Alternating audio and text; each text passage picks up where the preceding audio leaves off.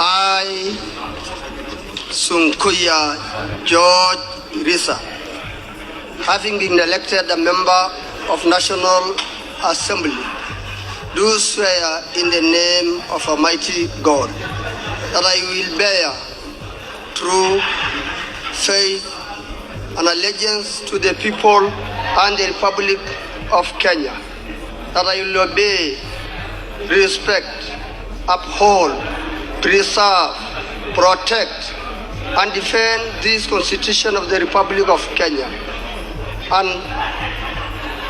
that I will faithfully and conscientiously discharge the duties of a member of Parliament. So help me God.